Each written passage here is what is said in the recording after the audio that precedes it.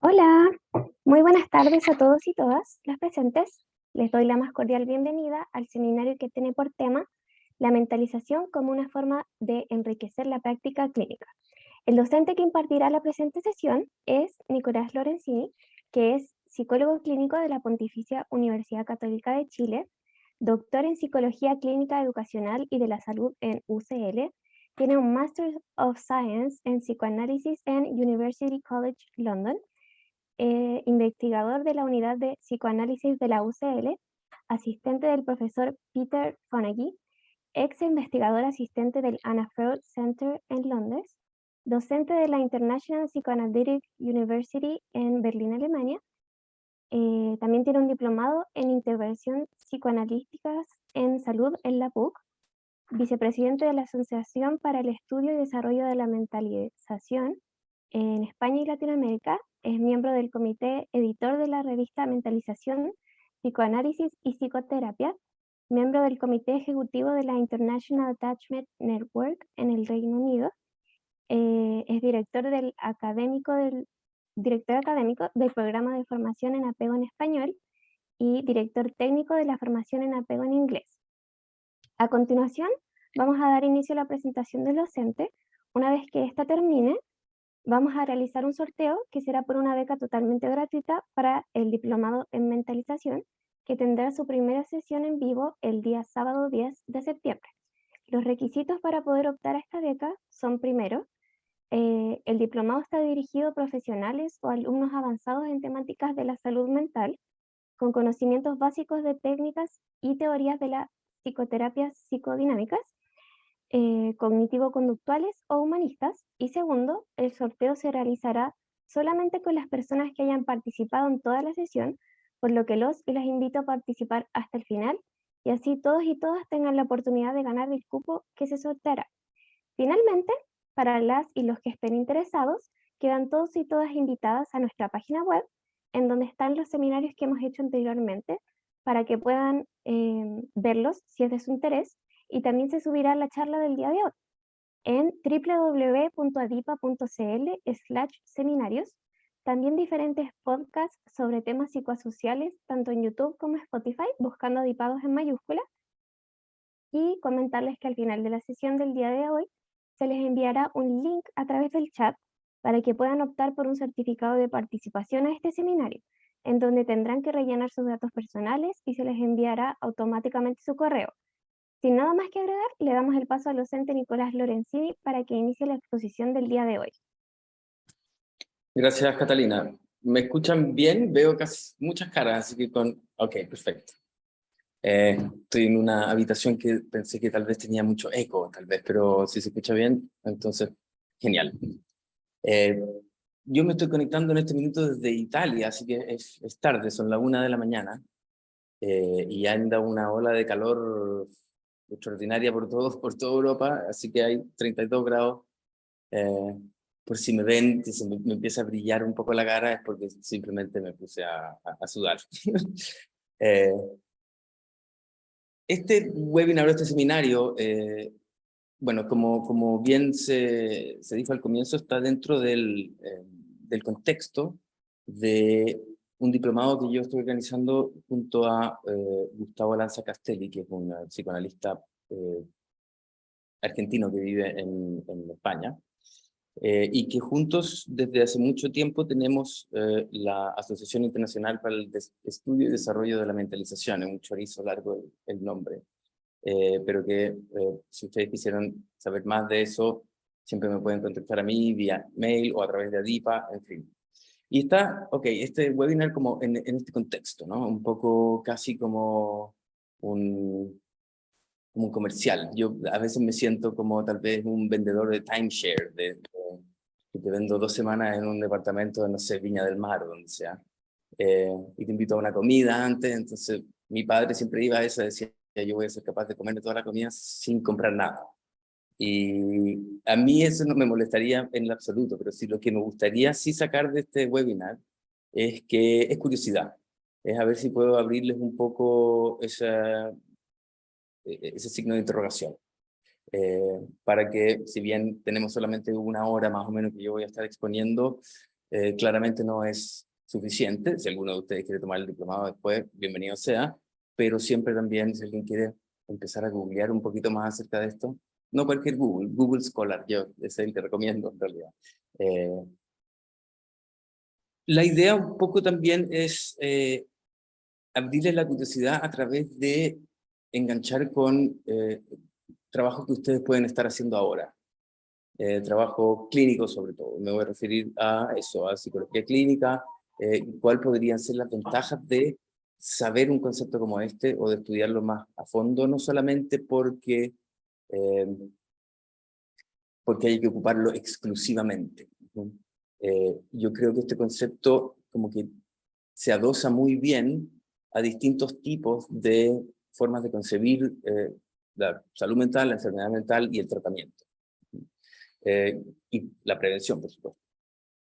Así que en ese sentido voy a mostrarles una presentación de PowerPoint a través de la cual voy a ir hablando. Es una presentación que yo me sé bastante bien, así que si me pongo muy rápido, porque pienso que ya todo el mundo entendió, por favor, siéntanse libres de detenerme o de decirme, cálmate un poco, digamos. Y a aquellos que se les ocurran preguntas entre medios que tal vez no tengan que ver con que simplemente no se entendió algo, sino que como que quedaron con más preguntas, vamos a tener una media hora al final para que podamos abrir un poco la conversación. Sé que ahora estoy viendo que somos 386 personas conectadas y pareciera ser un poco amenazante abrir la conversación entonces, pero en general suele funcionar bien. También el chat eh, está ahí abierto para que ustedes hagan preguntas o hasta lo usen como de ayuda a memoria para preguntar algo después. ¿Vale? Ok, habiendo dicho esto, dándome cuenta que el computador como que me está cargando, pero bueno, sí, tengo harta batería. Voy a mostrarles esta presentación de la que he titulado La mentalización como una forma de enriquecer la práctica clínica. Y básicamente creo que ese título resume un poco este objetivo que les contaba al comienzo, que es como enriquecer algo que probablemente ustedes ya están haciendo. Ahora, hablo de una forma de enriquecer la práctica clínica, porque el concepto de mentalización yo creo que está un poquito mal traducido. O sea, se tradujo como los autores, que son Peter Fonagy y compañía en Inglaterra en los 90, le han puesto esto mentalization, ¿no? Pero después le han cambiado el nombre y se lo han cambiado a mentalizing, como para manifestar que esto es un verbo más que un sustantivo o una cosa que existe, es una cosa que se hace más bien. Y eso es muy importante que lo tengamos presente desde el comienzo.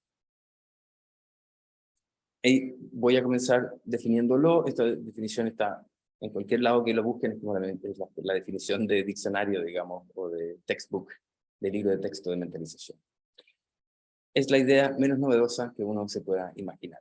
Y creo que con eso pretendo no solamente hacer el mismo chiste que está haciendo Peter Fonagy, sino que tengan en la cabeza que todo lo que les voy a estar diciendo durante esta hora, de una u otra manera ustedes van a poder lo haber encontrado en su práctica, en la forma en que ustedes hacen cosas o que piensan y formulan casos, por ejemplo, etc. Lo que pasa es que la gracia entonces del concepto, si existen tantas, si todo ya existe, la gracia es simplemente cómo estas cosas se organizan, dando paso a esta acción que hacemos que se llama el mentalizar, que yo creo que el mentalizar sería una mejor traducción que mentalización, como para no totemizar el concepto, sino que más bien dejar bien en claro que es algo que hacemos. Después del chiste, esta es verdaderamente la definición. Mentalizar es una forma de actividad, ya les venía diciendo, mental imaginativa, acerca de los otros y de uno mismo. Quisiera detenerme, si bien esto suena bastante sencillo, a veces es mejor detenerse un minuto y decir, bueno, aquí te dice actividad, o sea, ya habíamos hablado, algo que se hace, imaginativa. Y si pensamos en el concepto de imaginación, desde psicología en realidad, es un concepto que está bien mal definido en cierto sentido. Es súper difícil de decir qué es lo que es imaginar, circunscribirlo. Sin embargo, todos tenemos una idea de lo que es, porque todos imaginamos.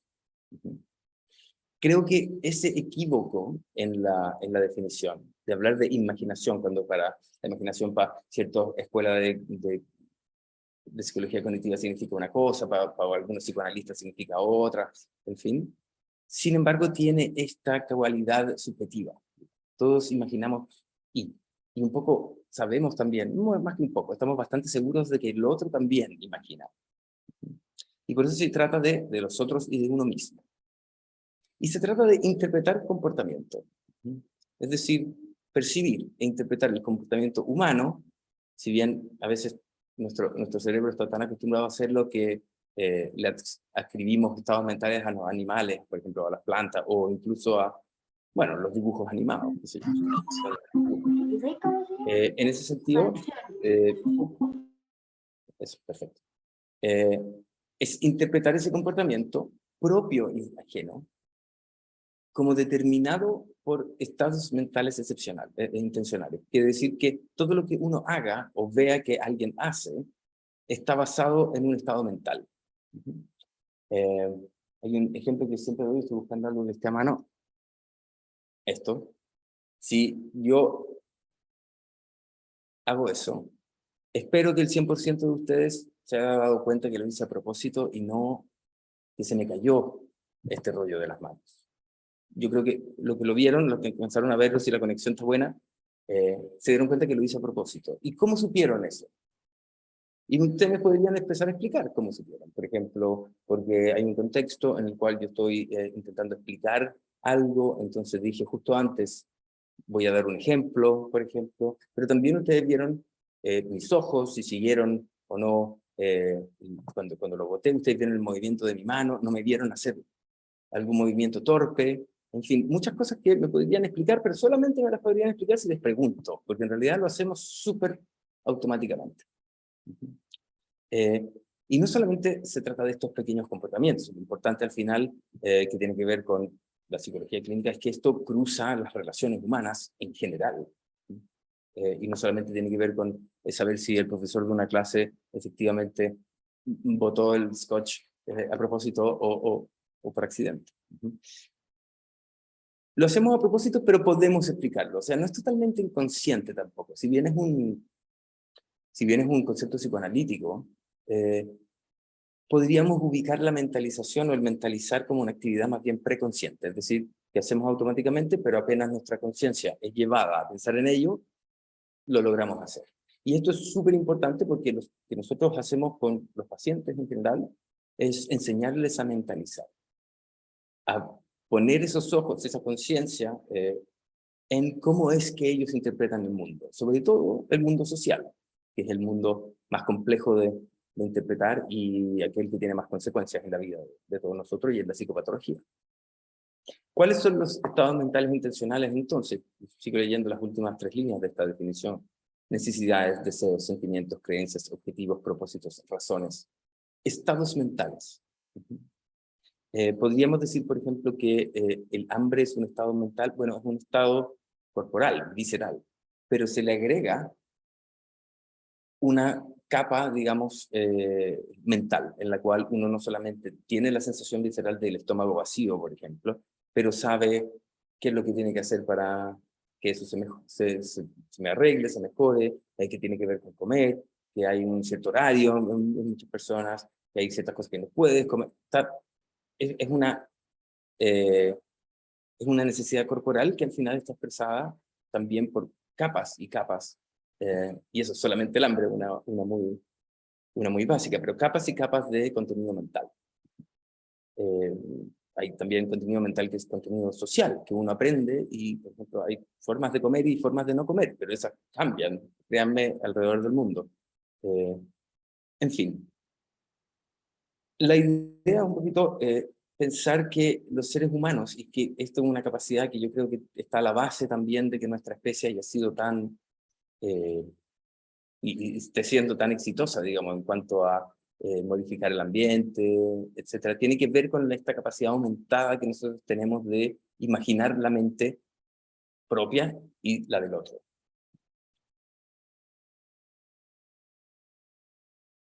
Ahí está la definición nuevamente, pero la he achicado un poco porque quiero empezar a complementarla un poquito. Esto, obviamente, hay seminarios en la DIPA, está está el diplomado también, pero hay YouTube y una serie de cosas que profundizan mucho en los distintos elementos de la mentalización. La mentalización tiene la gracia, y es que sucede con, yo creo, dos conceptos psicoanalíticos importantes, dos teorías psicoanalíticas importantes, que es la teoría del apego y la teoría de la mentalización, que tienen una ala empírica, es decir, se basan en evidencia. Hay mucha teorización, por supuesto, al respecto, y mucha observación clínica, pero también uno es capaz, por ejemplo, de encontrar cuáles son los centros del cerebro que hacen esta tarea. La tarea de imaginar y hacer sentido del comportamiento propio o ajeno, como pensando en que están basados en estados mentales.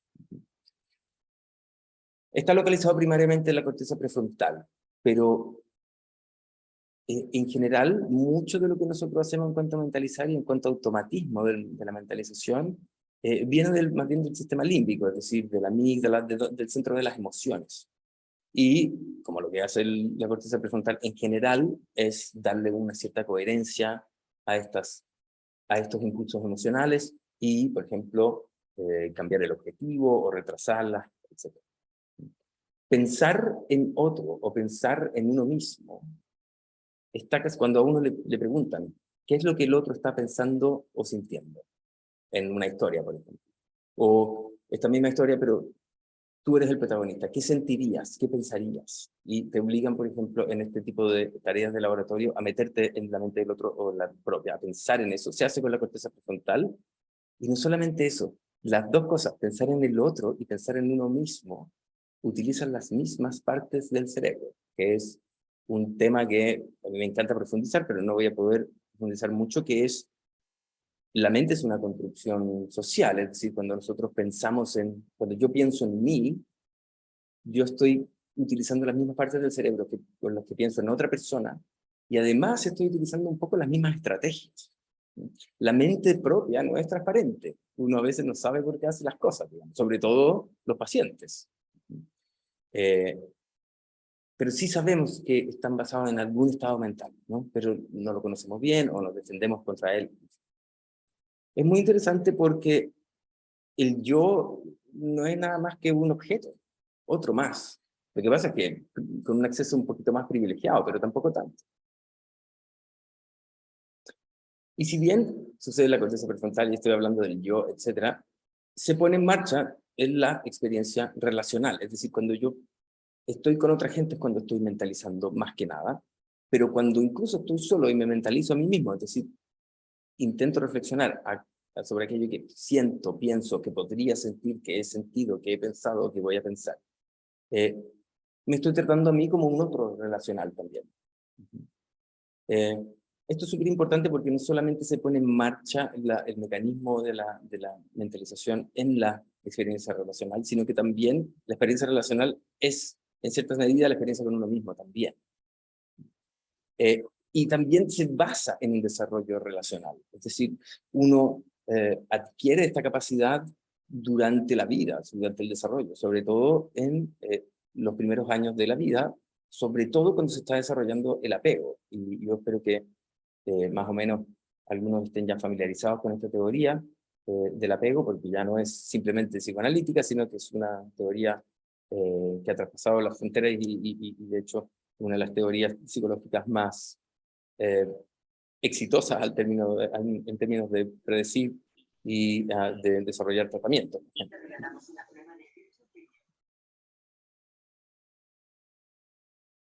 Ahora, la mentalización es algo que estamos haciendo todo el tiempo, pero hay momentos en que lo hacemos mal. Y aquí no estoy necesariamente hablando de psicopatología, si bien psicopatología se va a tratar de cuando se hace mal constantemente o en alguna área en particular de la vida, esa persona es incapaz de pensar de manera más o menos acertada acerca de la propia mente y de la mente de los demás. ¿Y cómo es que esta capacidad deja de funcionar bien? ¿Por qué? En general, deja de funcionar bien cuando nosotros tenemos una emoción fuerte. Cuando el estímulo emocional bloquea, y esto es, como les decía, esto es lo menos novedoso que uno se puede imaginar, cuando las emociones son tan fuertes que no dejas de pensar bien, de imaginar de manera más o menos acertada. Y en general uno vuelve a ciertos mecanismos anteriores de interpretar la realidad social, sobre todo, del tipo de regresión, pero también a mecanismos un poquito más cerrados, más paranoides. Porque una de las cosas que sucede cuando nosotros intentamos mirar la mente es que la incertidumbre es la regla. Casi todo lo hacemos bien, todo el mundo adivinó que yo iba a votar esto a propósito. Pero también podría no haberlo hecho a propósito. También podría haberle dicho, no, en realidad sí se me cayó, y bueno, y ustedes lo saben si eso es verdad o no. Me pueden creer a mí, que yo tengo un acceso un poco más privilegiado a mi mente. Pero la incertidumbre no es fácil de llevar.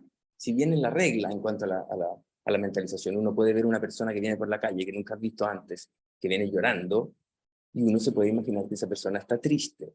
Pero uno también, cuando mentaliza bien, se da cuenta de que hay una probabilidad de que no sea que esté triste, de que haya pasado que se haya apretado el dedo en la puerta, o que esté llorando de felicidad, pero en general vamos a hacer una interpretación que es más o menos lo más probable, pero también sabemos que no es 100% correcta. No podemos leer la mente de la otra gente, sino la psicología no existiría como ciencia, digamos, ya todos la sabríamos perfectamente porque todo el mundo está pensando, no se entiende. Cuando uno siente entonces emociones fuertes, sobre todo cuando se activa lo que se llama el sistema de apego. Y el sistema de apego es simplemente aquel sistema que es una forma de relacionarse con la gente, que tiene que ver con qué pasa cuando yo siento angustia o miedo. O sea, creo que tengo entendido. En ese sentido, esa activación del sistema de apego siempre cursa con una mentalización disminuida. Nunca desaparece 100%, podríamos hablar de un autismo muy profundo donde tal vez no haya mentalización. Siempre hay, pero a veces se hace mal o se hace menos, más lentamente. Por lo tanto, la activación del sistema de apego implica que hay estrés emocional. En general, tiene que ver con qué hace uno con la angustia del sistema de apego. Una cosa es que lo normal, ir a buscar a alguien que uno confíe y que te pueda ayudar. Y esto sucede mucho cuando eres bebé, digamos. Y que la presencia de ese otro y la ayuda del otro te ayuda a calmarte. Ahora, cuando nosotros nos hacemos adultos, internalizamos a esa persona, a esa madre, a esa figura de apego. Y después somos capaces de autoayudarnos. Y más que autoayudarnos, es autorregular nuestras emociones, ¿no? Uno va a una entrevista de trabajo y está afuera esperando nerviosísimo, y uno piensa, es que a mí lo que me gustaría, en verdad me gustaría hacer en este momento, es pararme y salir corriendo y nunca ir a la entrevista. Pero no nos paramos y salimos corriendo. Somos capaces de decir, bueno, está bien estar nervioso, pero por otro lado también me interesa tener este trabajo, y uno en realidad empieza a pensar mejor, siendo que existe una activación emocional y uno la mentaliza, dice, bueno, esto me sucede porque es una entrevista que no he tenido mucho tiempo, no tengo práctica, o es un trabajo que me interesa demasiado, entonces estoy muy nervioso, o sé que estos entrevistadores son muy difíciles, en fin, uno puede pensar. Si uno no pudiera pensar, se levanta y sale y no da la entrevista. Y al final te quedas sin trabajo, en fin.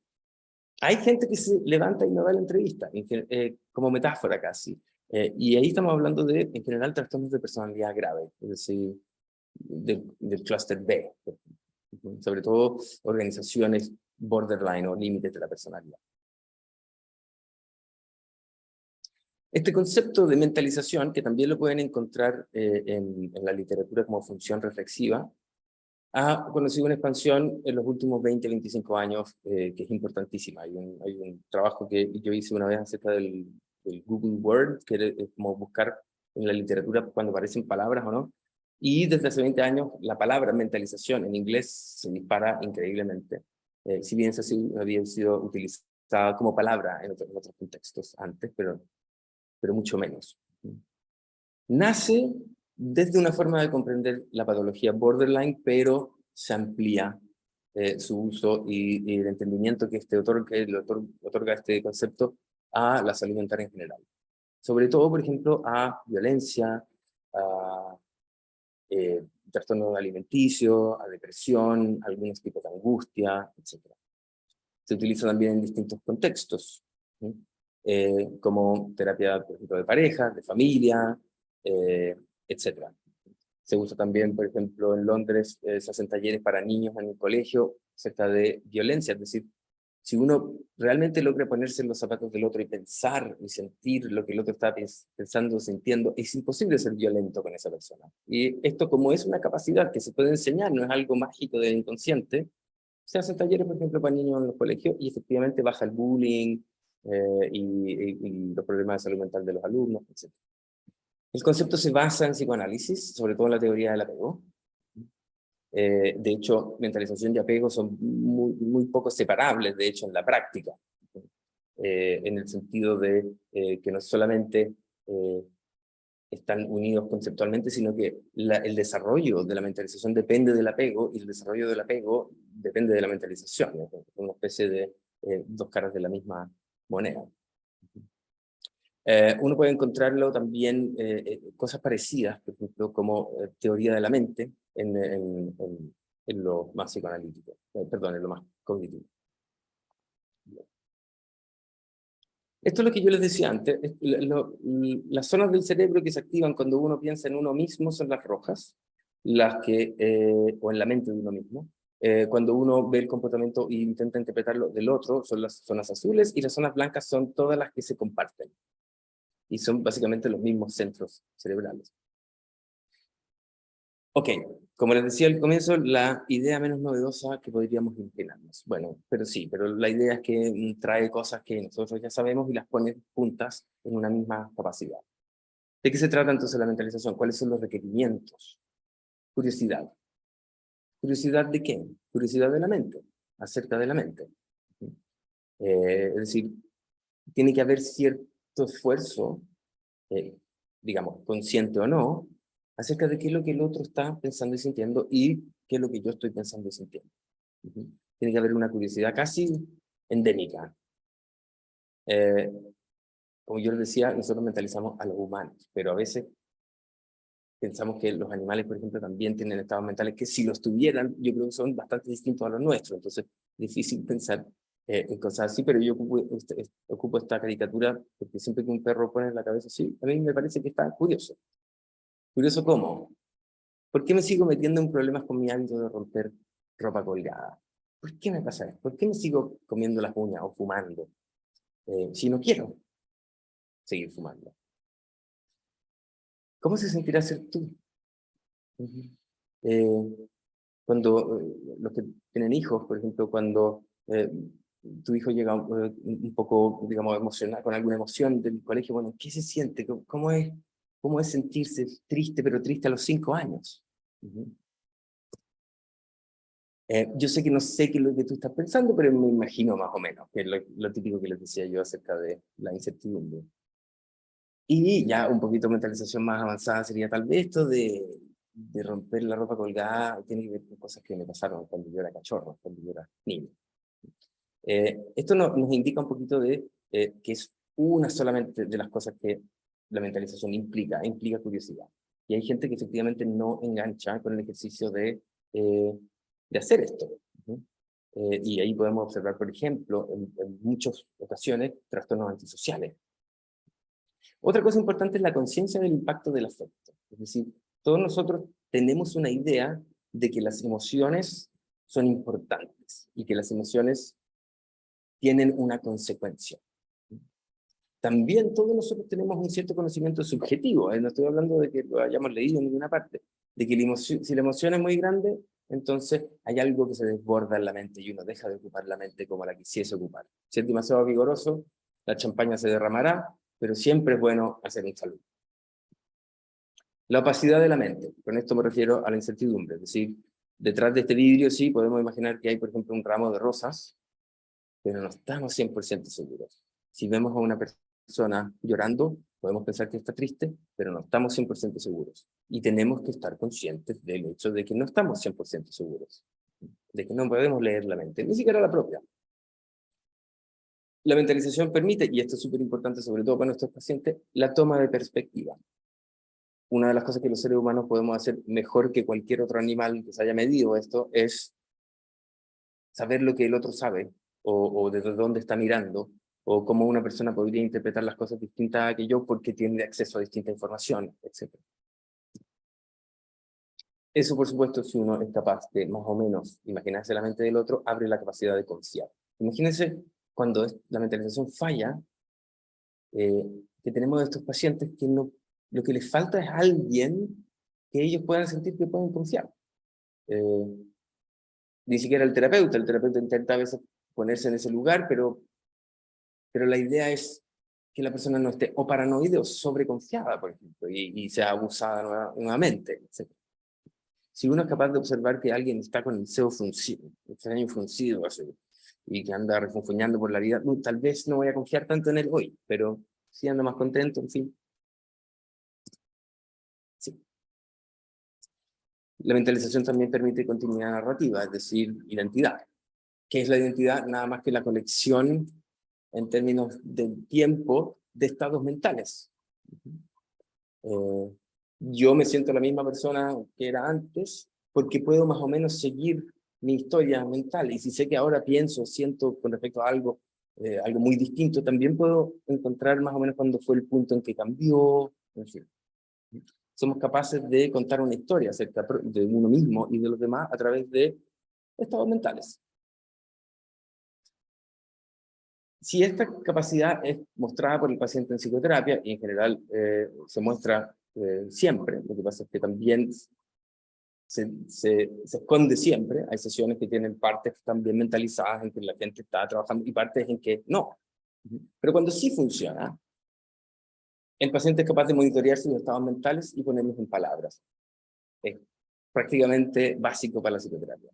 Lograr el insight, es decir, lograr mirar hacia adentro y decir, había algo que yo no sabía de mí mismo, pero ahora lo sé. Simbolizar conflictos y situaciones traumáticas quiere decir ser capaz de explicarlos, de pensar en ellos. Poner un símbolo no es simplemente poner un estado mental, poner un símbolo a ese estado mental es ponerlo en correlación con otros estados mentales que se pueden simbolizar. Un ataque de angustia o una crisis de pánico, por ejemplo, es algo que en general está muy mal mentalizada y que aparece de la nada y que es muy difícil de simbolizar y decir, mira, el trastorno de pánico me pasó justo cuando yo vi que, no sé, pues, había un auto rojo que era como el que tenía la persona que me traumatizó cuando yo era niño. Que a veces sí puede ser así, pero las personas son incapaces de decirte eso, son incapaces de simbolizar, de poner esa crisis de pánico en conjunción con el resto de la vida. Aparecen como de la nada. Diferenciar el pasado del presente, también básico no solo para la psicoterapia, sino que para la vida. Reconocer y remover proyecciones que distorsionan la comprensión del otro, eso ya un poquito, ya los que hacen terapia se darán cuenta que es un poquito más avanzado. Procesar y entender las intervenciones del terapeuta, es decir, este terapeuta también es otra persona y me está dando una visión de lo que yo soy, por ejemplo, de lo que a mí me pasa, y yo tengo que ser capaz de procesar, es decir, entender lo que me dijo, internalizarlo y contrastarlo con mi propia experiencia, para así decir, en realidad esto sí va por aquí, o mi terapeuta está bastante perdido. Las dos cosas son posibles y válidas. Más válidas achuntarle que no achuntarle, pero somos terapeutas suficientemente buenos nada más. Y regular la atención, las emociones y los impulsos, porque sabemos que si no hay regulación emocional, la atención se nos va a donde la emoción diga, digamos, y el comportamiento también se nos va donde la emoción diga, es decir, nos ponemos impulsivos. Es decir, si uno logra mentalizarse a uno mismo, uno es capaz de hacer estas tres regulaciones que son básicamente, en distintas formas, las que conforman todos los trastornos mentales que conocemos. De regulación de la atención, de regulación de las emociones y de regulación del comportamiento o de los impulsos. Pero al terapeuta también le permite. Podríamos decir que los terapeutas somos mentalizadores profesionales, que nos pagan para eso. Y no importa si son terapeutas de la mentalización o no, sino que, en general, psicoterapeutas. Nos permite empatizar, obviamente. Nos permite imaginar, mentalizar los estados mentales, tal vez que no son tan explícitos del paciente, que uno a través del comportamiento o de la forma en que dice las cosas, uno se da cuenta que también están ahí.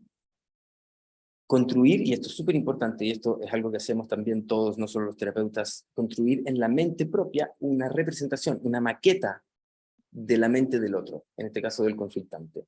Y entre más compleja, mejor, porque todos somos complejísimos, digamos. Pero también nos permite modificar esa maqueta cuando nosotros tenemos nueva información, por ejemplo. No es solamente una maqueta que sea de la mente del otro en cuanto a petrificada, sino que a algo continuo en el tiempo, y por lo tanto nos permite también utilizar el recurso del tiempo para saber cuándo se puede intervenir de cierta manera y cuándo no. Una persona puede ser casi responsable de haber terminado una relación, por ejemplo. Pero si esa persona está frente a nosotros muy triste porque esta relación no ha terminado, nosotros sabemos que no es el momento de decir, bueno, pero veamos cuáles son tus responsabilidades dentro de esto. Que es en un momento, va a ser una intervención muy buena, pero no en ese minuto. Nos permite mentalizar, saber cuándo hacer una intervención o no. Y súper importante, registrar los procesos de contratransferencia. Y si no queremos hablar de manera psicoanalítica, solamente saber lo que le está pasando a uno durante la terapia. Que un paciente o un grupo de pacientes, en fin, te hace sentir o pensar de cierta forma.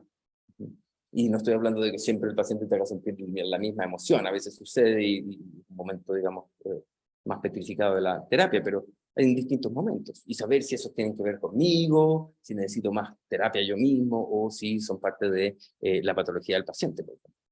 Y sabemos que trabaje desde donde uno trabaje, el estar atento a los propios pensamientos y sentimientos como terapeuta es esencial, psicoanalista o no. Pero como les decía, la mentalización es algo que estamos haciendo todo el tiempo, en cosas tan simples como adaptar lo que uno dice a un interlocutor determinado. Intenten explicarle mentalización a un psicólogo o intenten explicárselo a un niño de 5 años. Yo sé que no va a ser la misma explicación. Y si es así, ustedes están mentalizando muy mal, porque no estarían tomando en cuenta cómo es la mente de esa otra persona. Tomar turnos de la conversación también es parte de la mentalización. De una u otra forma, nosotros sabemos cuándo quedarnos callados y cuándo el otro quiere hablar, o, en fin. Tener en cuenta qué es lo que contribuye cada persona a un diálogo. Si alguien, por ejemplo, y sucede mucho en pacientes, sobre todo con trastorno de personalidad, que te cuentan de una conversación, pero no saben bien quién dijo qué, a quién se le ocurrió qué cosa, o qué pasó primero, en fin. Porque en ese minuto probablemente estaban bajo una emoción tal que no pudieron mentalizar bien. Reconocer lo que es o no pertinente para decir a una persona en algún momento o en algún contexto social, cultural, temporal, en fin, la mentalización también toma en cuenta el contexto. Por eso yo les decía, si me ven mojarme, que ya me veo en mi pequeña pantalla con el pelo entero mojado, ya tienen el contexto. Estoy a 32 grados de temperatura con una humedad como del 75%. Y en fin, ayudar al interlocutor a entender nueva información. Por ejemplo, si uno le dice a alguien, oye, te llamó tu mujer y dijo que iba a estar en el supermercado. Y la persona que tú le dices, yo pensaba que ella estaba ya en casa, qué sé yo. No, es que ella tuvo que salir más temprano. Uno sabe perfectamente lo que el otro más o menos necesita saber como para poder explicarle el resto de las cosas. Que es un poquito hacer clases también y ordenar las clases. Es decir, que cuando yo estaba escribiendo esto, ¿qué es lo que la gente debería saber primero para entender lo que viene después? La gracia de la teoría de la mentalización también es que, se ubica más o menos en el medio de aquello que llamamos la mente y el cerebro. Y esto como disciplina académica más que nada, porque hay muchos psicólogos pensando desde el punto de vista teórico, o observacional, o clínico, pero también tenemos los equipos de mentalización en general tienen neurocientíficos, psiquiatras, en fin, que en realidad muestran que este concepto es ubicable, que hay formas que se pueden entrenar, por ejemplo, o hay ciertos psicofármacos que pueden ser mejores que otros, en fin. Pero también uno puede pensar desde el punto de vista cognitivo-conductual, porque la mentalización incluye percatarse y tomarle valor a entender la relación entre pensamientos, sentimientos y comportamiento, la tríada cognitivo-conductual. De que existen todas esas leyes de lo cognitivo-conductual, existen efectivamente. Y mentalizar nos da cuenta de aquello, de manera subjetiva. También se toca con la teoría de sistemas, porque como les decía, esta es una capacidad que se pone en marcha en la experiencia interpersonal, sobre todo familiar, cuando se trata del desarrollo. El valor de entender la relación entre pensamientos y sentimientos de los distintos miembros de una familia, por ejemplo, o de un grupo social. Cuál es la relación que estos estados mentales tienen con el comportamiento, y cómo el comportamiento de alguien, de hecho, puede tener un efecto en la mente del otro. Es decir, si uno piensa, por ejemplo, en qué es lo que significa persuadir a alguien.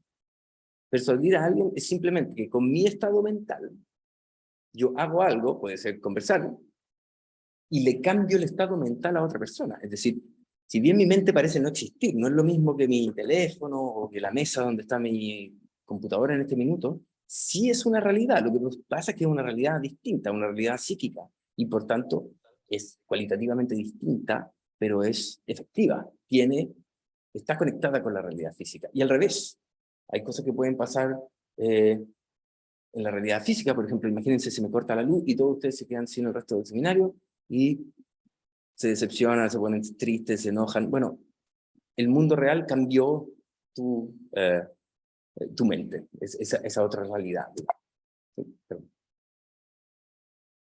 Viene de la teoría psicodinámica, pero en general también tiene que ver con el valor de entender la resistencia a la psicoterapia y la dinámica aquí y ahora en la relación terapéutica. Es decir, lo que es muy psicoanalítico es la relación terapéutica, transferencia y contratransferencia, qué es lo que está pasando aquí, pero qué es lo que está pasando en tanto a nuestras mentes. Y también, obviamente, tiene un lado biológico, social, que ya más o menos lo he explicado, y ecológico. Es decir, esto se da en un contexto. La mente no es una producción mágica, digamos, del cerebro. La mente es la conjunción o aquello que surge en el contacto entre este pedazo de carne, el cerebro, y la realidad, sobre todo la realidad social. Al final la mentalización se ofrece como un lenguaje común a todo esto. Existe, como les decía, pueden encontrar también como en Google como función reflexiva o reflective function, que es la operacionalización del concepto de mentalización. Si bien yo les decía que la mentalización es algo que se explica de manera más bien subjetiva, hay cosas que uno puede medir objetivamente para decir cómo una persona está mentalizando o no, en qué contexto lo hace bien, en qué contexto lo hace mal, cuáles son los distintos componentes de la mentalización que están o no funcionando, y a eso se llama función reflexiva, es decir, se denomina a todos los procesos psicológicos que permiten la capacidad de mentalizar. Por ejemplo, la atención. Sabemos que personas que tienen problemas de atención mentalizan peor. Y también sabemos que es un círculo vicioso, que la gente que mentaliza peor suele tener más problemas para regular la atención. La capacidad de simbolización, de representación, de ponerle nombre a los estados mentales. La comprensión de tales representaciones, la idea de que estas están ligadas entre sí, temporalmente, causalmente, etc. Capacidad para realizar juicios acerca de estados subjetivos, por ejemplo, de saber si esto es adecuado o no. Por ejemplo, se me cae el teléfono y se me rompe la pantalla, y por tanto me acerco a la ventana y voy y me tiro de un quinto piso. Yo puedo entender efectivamente que me haya sentido mal de que se me haya roto el teléfono, pero también puedo juzgar esa acción de tirarme del quinto piso como demasiado pasado de la línea, digamos. Si bien como que es la misma línea de la tristeza o de la rabia, pero demasiado. Uno puede hacer juicios acerca de los estados mentales. La capacidad para suprimir la asunción de que todo el mundo comparte el mismo conocimiento y la misma creencia, es decir, la capacidad de teoría de la mente. De saber que el mago que hace un truco sabe algo distinto que el público que ve ese truco. Todos sabemos eso. La habilidad para representar y diferenciar entre los modelos mentales de sí mismo y del otro, es decir, que yo y la otra persona vemos el mundo, pero no siempre igual, o sea, casi nunca igual. En muchos casos tenemos más o menos nos ponemos de acuerdo de que la realidad se trata de alguna cosa, pero ¿quién sabe si la forma en que tú ves el color verde es la misma forma que yo veo el color verde? Ambos lo llamamos verde, pero bueno, este es un problema milenario, que es en filosofía el problema de la qualia, que se llama. Adentro de la mente, nadie sabe si el otro más o menos siente lo mismo, pero hay que ponerse de acuerdo, y realmente nos ponemos de acuerdo. Capacidad para representar estados mentales de los otros como un contenido erróneo, imaginario o ficticio. Es decir, por ejemplo, si tú sabes algo y has sido, por ejemplo, testigo de algo, y otra persona va y te dice, no, sí, yo leí que fue lo contrario, uno es capaz de darse cuenta que hay alguien que, por ejemplo, está más cerca de la verdad que el otro, porque sí hay una realidad también. Y bueno, la capacidad obviamente para pensar explícitamente sobre estados mentales.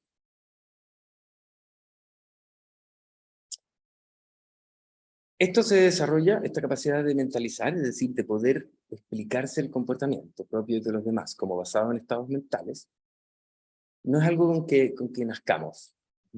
De hecho, depende de la calidad de nuestras primeras relaciones humanas. En general, cuando somos bebés, no somos ni verbales todavía.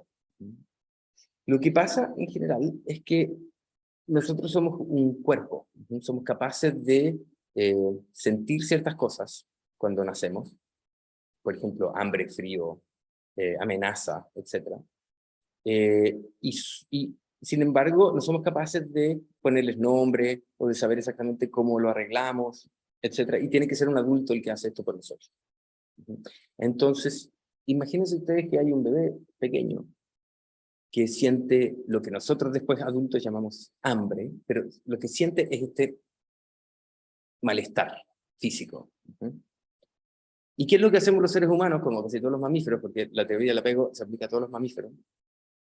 Lo que somos capaces de hacer solamente al principio es dar una señal, que es esta línea que pongo acá. Y nos encontramos con esta figura de apego. Este es el bebé y esta es la figura de apego. ¿Y qué es lo que hace la figura de apego? ¿Qué es lo que hace esta madre cuando escucha la señal? Por ejemplo, un llanto o un movimiento o una queja de un bebé, sobre todo una madre, ¿qué hace? Mentaliza. Piensa, tal vez no súper conscientemente, pero si le preguntamos nos puede dar pistas de cómo lo hace. ¿Qué estará pensando, qué estará pasando con este bebé? ¿Es hambre? ¿Es frío? ¿Es incomodidad? ¿Hay que cambiarle los pañales? En fin. Y esta inferencia de qué es lo que está sintiendo este bebé, utiliza la mentalización en su totalidad. Es decir, ponemos el contexto, bueno, puede que sea hambre porque esta es la hora de la papa, por ejemplo, y hace un mes que viene siempre tomando papa tomando leche a esa misma hora. Entonces tenemos más capacidad de predecir efectivamente qué es lo que está sintiendo el bebé. Puede que no sea hambre, pero si es que es la hora, el contexto me sirve para ponerle más probabilidad a que sí sea hambre. En fin, y empezamos a ponerle nombre a esto. Bueno, entonces es hambre. Y sentir hambre se siente más o menos así, uno ya sabe. Uno se representa, mentaliza el estado mental del infante. Qué importante, el infante todavía no lo tiene. El infante solamente te da una señal de este malestar físico, ¿vale? Pero es el adulto el que piensa primero en un estado mental.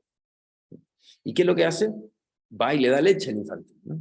Si es que es una madre suficientemente buena en este sentido. A veces no era leche, pero la madre es capaz de corregir y adivinar finalmente por ese error qué es lo que fue. Pero en general lo hacemos bastante bien. También es necesario de repente fallar, digamos, que haya más que la simple señal para el bebé. ¿Cómo es que, bueno, uno va y da leche, por ejemplo, al bebé? Pero no solamente hace eso. Cuando un bebé demuestra alguna señal que tenga que ver con algo visceral que le está ocurriendo, incluida, por ejemplo, experiencias afectivas, que son también viscerales, son del sistema límbico, digamos, lo que hacemos después con el cerebro es darles nombre y ese tipo de mentalizarlas. Nosotros en general nos acercamos al bebé con algo que se llama un reflejo contingente y marcado, es decir, no solamente le damos leche, sino que también le hacemos saber a ese bebé de una u otra forma de que nosotros entendemos lo que está pasando con ese bebé y que no es mi estado mental, no es que yo tenga hambre, es que el bebé tiene hambre. ¿Y cómo hacemos esto? Y esto es a veces un poco divertido. Los reto a que intenten no hacer esto. Pónganse al lado de un bebé, y cuando el bebé llore y lo vayan a tomar en brazos, fíjense en la cara que están poniendo ustedes. En general, no es tu cara normal. Es así como, uy, ¿qué pasó? No te asustes. Si el perro que está ladrando afuera y está todo bien. En fin. uno pone como si uno tuviera esa emoción, pero uno la exagera, dando un poco cuenta a ese bebé de que uno entiende la emoción, pero que no es de uno, sino que le corresponde a ese bebé. ¿Qué es lo que pasa con esto? Cuando esto se repite muchas veces, y que uno va y da un reflejo contingente y marcado, más o menos habiendo hecho una inferencia adecuada de la señal del bebé que significaba algo visceral, es que esa sensación visceral empieza de a poco a ser conectada con un estado mental que se lo entregó el adulto. Y eso forma el núcleo del yo, del sí mismo, del self. Es decir, la mente es una construcción social. El poeta Rimbaud y después Lacan decían, yo soy un otro, yo es un otro. Porque efectivamente, si uno tiene un padre o una madre que es maltratadora o deprimida, o en fin, hay una conformación distinta, diversa del núcleo del sí mismo psicológico. El infante internaliza la representación del cuidador para formar este sí mismo psicológico.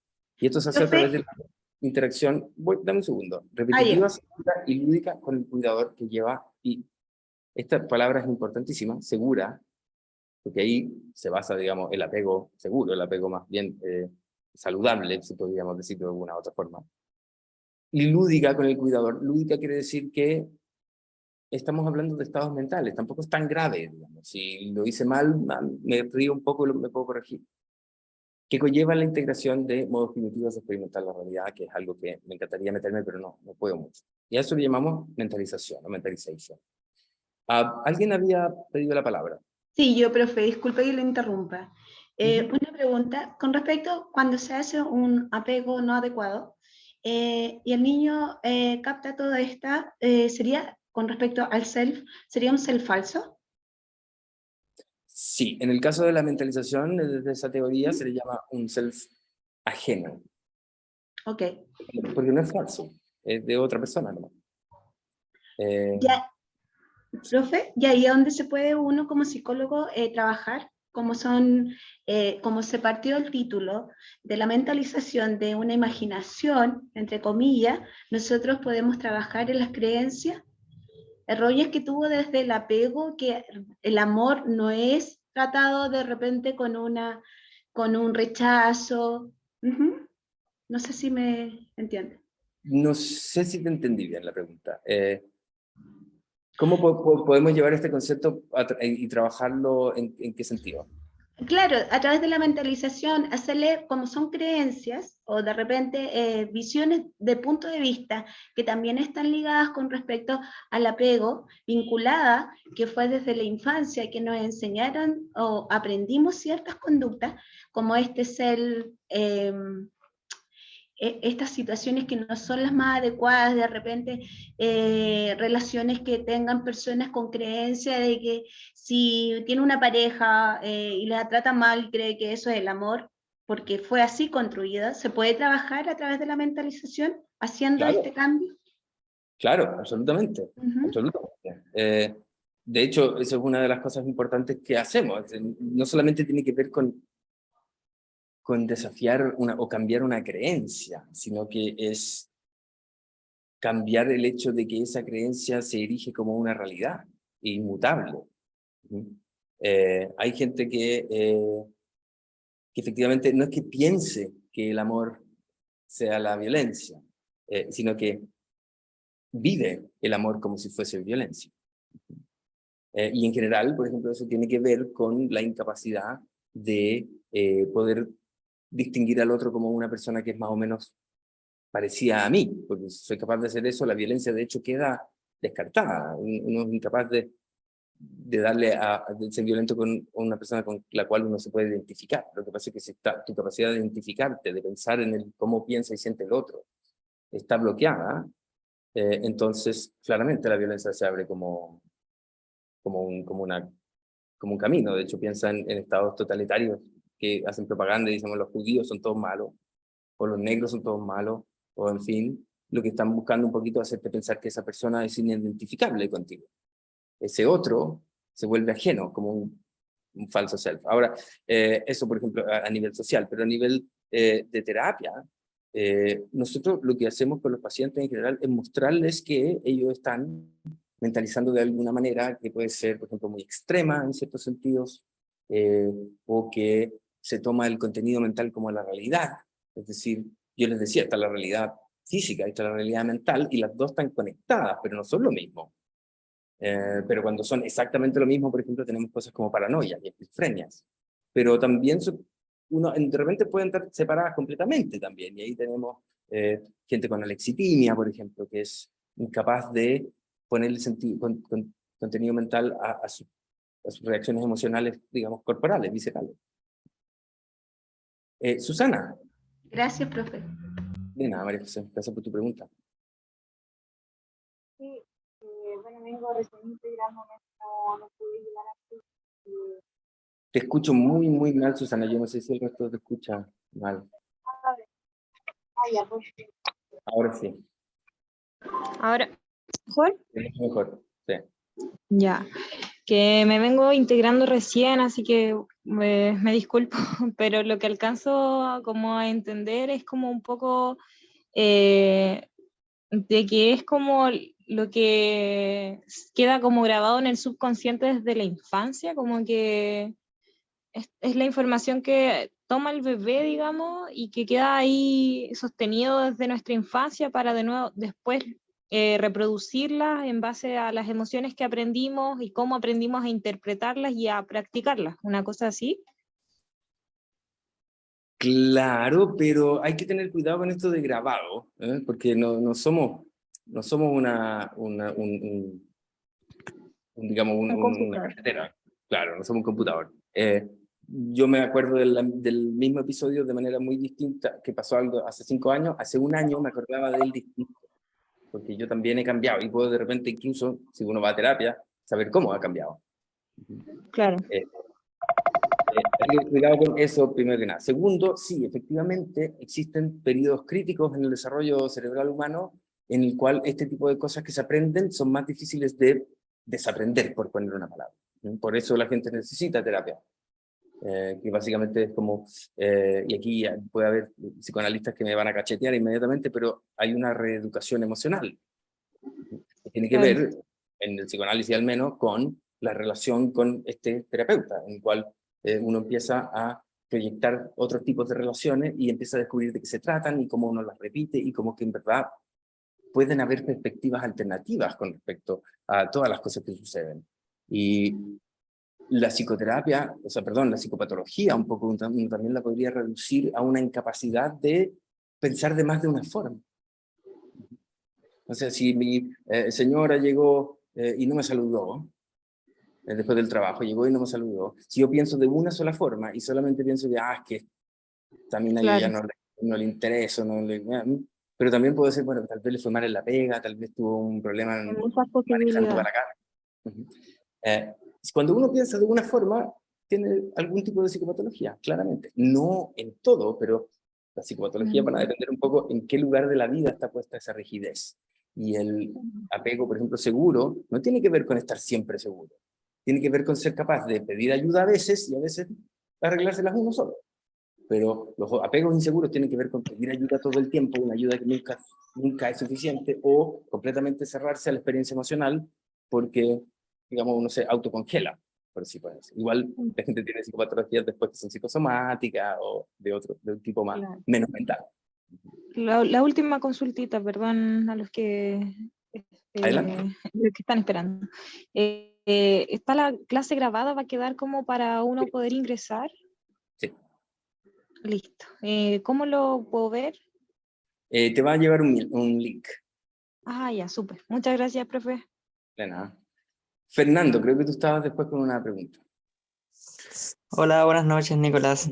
Hola. Tenía una pregunta con el ejemplo de vivir el amor como violencia.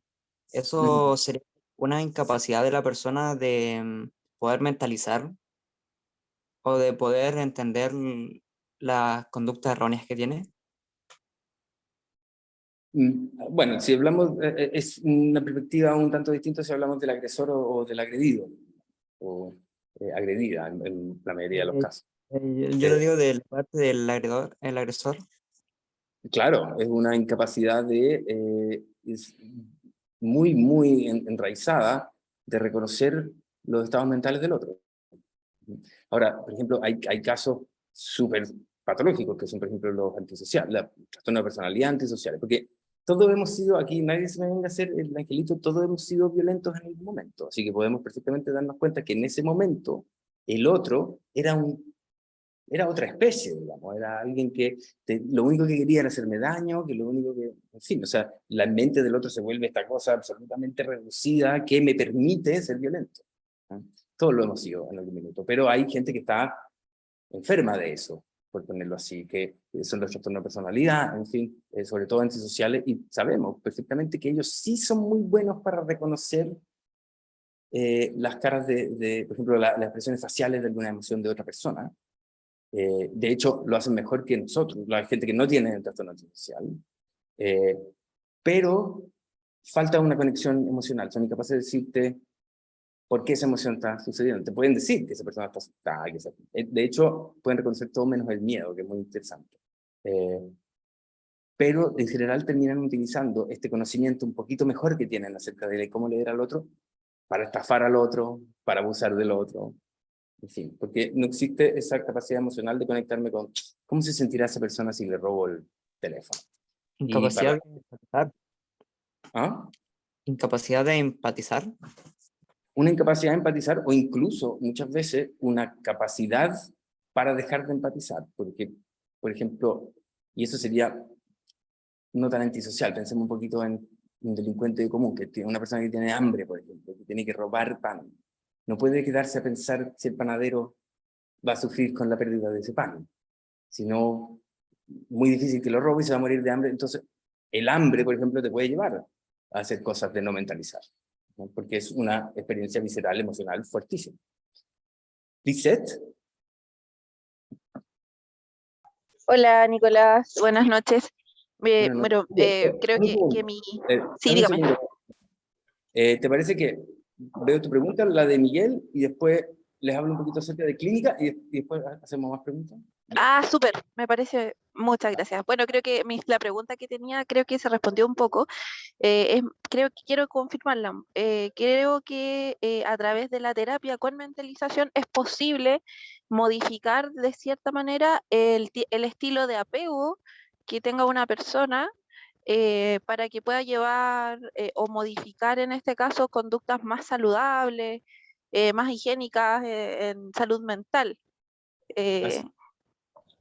Eso era mi pregunta, pero creo que se respondió un poco antes con la explicación. Muchas gracias, Nicolás. De nada. Hay una cosa que sucede en esta relación entre apego y mentalización, que es, por ejemplo, la mentalización es la capacidad acá de las madres, por ejemplo, a cargo de la transmisión intergeneracional del apego. Lo que pasa cuando uno tiene una madre que tiene apego seguro es que hay un 80% de probabilidades que el bebé de esa madre tenga un apego seguro. Entonces uno dice, bueno, entonces el apego es que es genético. No es genético. ¿Cuál es el mecanismo que está detrás de esta transmisión intergeneracional? Es la mentalización, es la capacidad de esa mamá de imaginarse la mente del bebé y responder de una manera adecuada, contingente, con una marca emocional, en fin, más o menos acertadamente la mayoría de las veces. No es que el apego se dé porque se dé, ¿no? Es la mentalización de que está ahí conectando. Y entonces, por ejemplo, sucede que madres de apego inseguro también van a tener un alto porcentaje de probabilidad de tener bebés con apego inseguro, pero no todas. Entonces uno se pregunta, bueno, ¿qué pasó ahí? Y uno mide, ok, esa persona puede tener un apego inseguro, pero después esa persona ha aprendido a mentalizar, ya sea porque tuvieron una relación posterior muy buena, o algún contexto muy bueno en general, o psicoterapia, y después tienen un hijo con apego seguro, pese a que ellas siguen siendo apego inseguro, pero son capaces de mentalizar. Así que no solamente está muy conectado el apego y la mentalización, sino que a la vez se influyen súper importantemente una a la otra. Miguel. Sí, yo tengo una consulta, como que no me queda tan claro como en qué contextos se debería trabajar como dentro del entorno como clínico la mentalización. Como que siento que se aplica mucho a trastornos de personalidad, por ejemplo, pero como que me cuesta como encontrarle un lugar en otros motivos de consulta que pueden haber. Claro. Efectivamente, de ahí nace, es la observación no efectivamente de pacientes borderline, pero de pacientes adolescentes en general, que eran pacientes diabéticos adolescentes que de una u otra forma no estaban siguiendo con el tratamiento. Entonces era como, les pasaban la insulina y la botaban. Entonces todos aparecían después con comas diabéticos o súper mal, y la idea era saber por qué. Y ahí simplemente lo que empezaron a descubrir es que estos niños, estos jóvenes, no podían pensarse mucho a sí mismos, ¿no? Veían este diabetes como algo ajeno, como de otro cuerpo, en fin. Y después, claro, se hizo para borderlines y ahí fue donde se hizo famosa la mentalización, pero yo la utilizo en todos mis casos, porque la mentalización está definida por ciertos elementos que obviamente es muy largo de ver aquí, ciertas formas en que puede dejar de funcionar. Te doy un ejemplo. Hay gente que está más bien congelada o más bien prefiere o termina siempre teniendo la tendencia de mentalizar al otro y no se mentaliza a sí mismo nunca o muy poco. Y eso, por ejemplo, termina en fobias sociales. La gente dice, no, es que me pongo a pensar que me están mirando, que me pongo rojo, que parece que estuvieran hablando de ti, pero lo que están haciendo es mentalizar al otro casi exclusivamente. Al revés, depresiones, por ejemplo, la gente, uno podría decir, así como los psicópatas son incapaces de empatizar. Bueno, ¿has visto un depresivo que sea capaz de empatizar? Entonces lo que nosotros hacemos con terapia y utilizando la mentalización, por ejemplo, es intentar mover esa imaginación hacia aquel polo, y hay 4 polos distintos de la mentalización con la cual podemos trabajar, que uno de esos es el yo y el otro, lo mueves un poco hacia allá. ¿Cómo lo mueves? Preguntando, proponiendo tú una explicación de lo que el otro podría estar sintiendo, pensando en ese minuto. Ya les has explicado en general a tu paciente de qué se trata esto de la mentalización, entonces ellos van a saber, se pueden darse cuenta que sí, en general, nunca pienso en mí cuando se trata de cosas con mi hijo, o con un hijo en particular, o con mi pareja. O al revés. Hay gente, por ejemplo, que para mentalizar solamente, o muy preferentemente, toma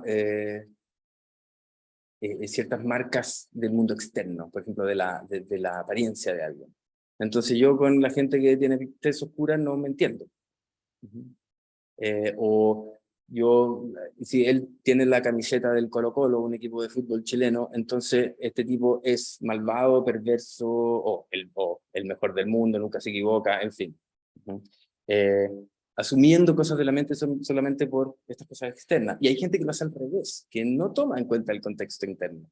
Entonces la idea, y como buena teoría psicoanalítica en general, es tomar polaridades e intentar moderar el discurso. No solamente clavar a la gente en el medio de los polos, sino que poder moverse flexiblemente, porque a veces sí es necesario sacar conclusiones solamente cuando con cosas externas. Alguien viene caminando hacia mí con un cuchillo así, y no puedo empezar a, ¿qué estará pensando y sintiendo? No, necesito efectivamente asumir la mente de ese tipo que me quiere apuñalar por puras cosas externas. Y es adaptativo, esa es la idea, poder moverse, adaptarse a la situación.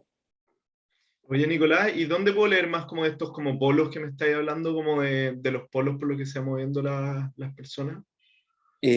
Bueno, puedes poner en Google mentalización polaridades y ahí te va a aparecer. Pero también hay una revista que yo ayudo a editar y y que la idea es como tener, bueno, tenemos papers que son originales, pero también hemos como traducido los clásicos de la mentalización, que es www.revistamentalizacion.com, revistamentalizacion.com. Y ahí ya llevamos como 8 años en ese contenido, harto tiempo, o 7.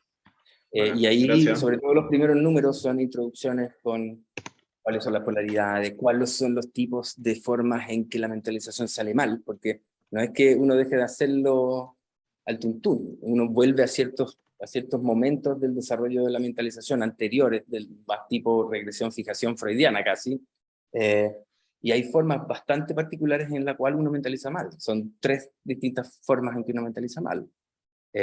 Y la idea es un poquito, sobre todo en lo que yo veo en el diplomado y de los profes que he invitado, son gente que se va a dedicar a explicar clínicamente cada una de esas cosas y cómo se trabaja y cómo se siente la contratransferencia y cuáles son los peligros, porque de repente uno también termina, digamos, asociando haciéndose al paciente o aliándose en formas de mentalizar que son demasiado simplistas o demasiado profundas y no tienen nada que ver con la realidad, que no sé si a usted le ha pasado, que tienen pacientes increíbles que hablan de todo, pero llevan 6 meses y todavía se hacen intentos de suicidio, todavía siguen deprimidos, entonces, ¿sí, estos 6 meses no han servido de nada?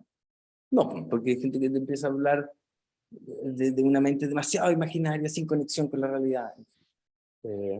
Y un poquito es aprender a trabajar con esas polaridades y con estas formas particulares de falla. Y también otra cosa que intentamos hacer en clínica es que el punto en el cual, por la activación del sistema de apego, por la llegada de una emoción fuerte, hay un punto en el cual dejamos de mentalizar bien. Que ese punto esté un poquito más arriba, que sea más difícil llegar a un punto que uno pueda tener emociones, porque la vida está hecha de cosas buenas y cosas malas todos los días, varias veces al día. Pero hay gente, digamos, que no encuentra estacionamiento en la mañana y anda todo el día mal, y trata a todo el mundo mal, y se queda pegado con eso. Se llama desregulación emocional. Uno tiene una emoción y se regula ya sea la intensidad o la duración. Y cómo enseñarle a esa persona que en realidad las cosas son diferenciables, que hay que ocupar el contexto, en fin, intentar hacer las personas un poquito más tolerantes a la frustración, si lo quieren poner en términos kleinianos. Bien, mira, si no hay más preguntas por el momento, voy a hablar un poquito de clínica. Voy a compartir de nuevo mi pantalla, que siempre me demora un poquito más.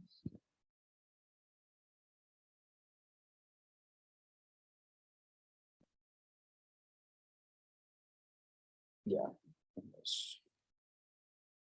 ¿Cómo trabajamos clínicamente? Y esto obviamente, y me van a disculpar, pero también esto por una hora igual no me da, pero es mucho más complicado que lo que les voy a decir, por supuesto, pero intenté como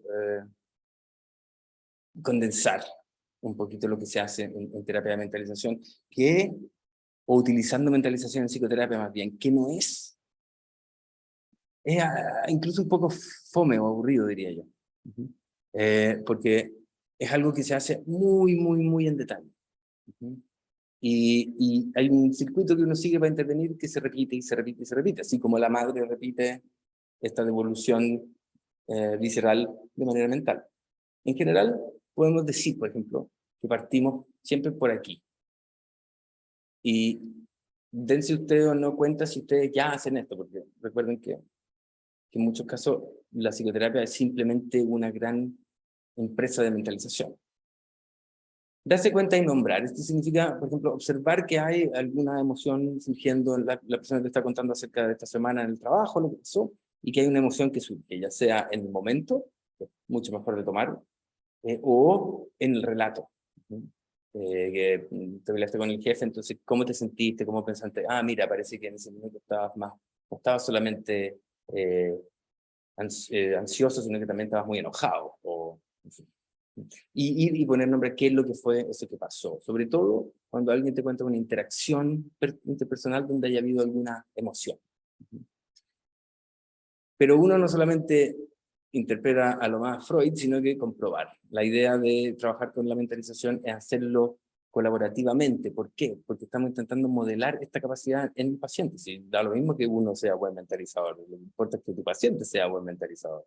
Y en general los que hacemos psicoterapia ya somos más o menos buenos, digamos, mentalizando. Así que el paciente es el que tiene que aprender de eso. Entonces uno, por ejemplo, le puede hacer el trabajo al paciente, de decir, mira, ¿y no será que te daba rabia?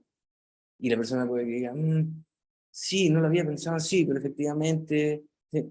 O te diga, no, en realidad no. Entonces uno comprueba si el paciente está con eso, y si no, seguimos buscando y nombrando. Y la idea después es mentalizar el momento. Digamos que esta persona me está hablando nuevamente acerca de que se peleó con el jefe el lunes. Y que desde entonces anda muy ansioso porque lo pueden echar, porque, en fin, no es el momento. Nunca ha sido el momento para que te echen del trabajo, pero efectivamente ahora no es el momento. ¿Qué es lo que hace uno? Dice, pero a ver, volvamos un poquito, cuéntame esta historia que me estás contando, pero cuéntame, cuando tu jefe te dijo, hay que arreglar esto que hiciste, este reporte, hay que arreglarlo, ¿qué fue lo que sentiste tú entonces? No sé, no recuerdo, en fin, intentemos recordarlo. ¿Vale? No, yo creo que rabia. Pero por otro lado, mi jefe tenía razón, yo había cometido un error, no me había dado cuenta. Entonces me dio un poco también, tal vez, y uno puede decirle al terapeuta, al paciente, ¿vergüenza un poco? Sí, yo creo que sí, como que para mí la vergüenza me da más rabia. O al menos la rabia me hace sentir un poquito más activo, y la vergüenza me hace sentir así como pequeño y olvidado, en fin. ¿Qué es lo que estamos haciendo ahí cuando estamos haciendo ese ejercicio? Es precisamente esto. Ir a poner estados mentales, y va mucho más allá de preguntarle cómo te sentiste entonces, sino que, bueno, ¿cómo se sintió tu jefe cuando tú dijiste, ¿y por qué no se mete el Excel donde mejor le quepa? ¿Qué pudo haber sentido ahí? En fin, es como uno empieza ahí, pero no solamente a explorar y a mentalizar el momento, sino que uno empieza de a poco, y a veces esto es una cosa de tacto también. Decir, hubiese sido mejor que no le hubieras dicho nada, ¿no? Y eso puede ser una perspectiva alternativa. Pero para llegar a ese momento tenemos que efectivamente tener al paciente mentalizando ya.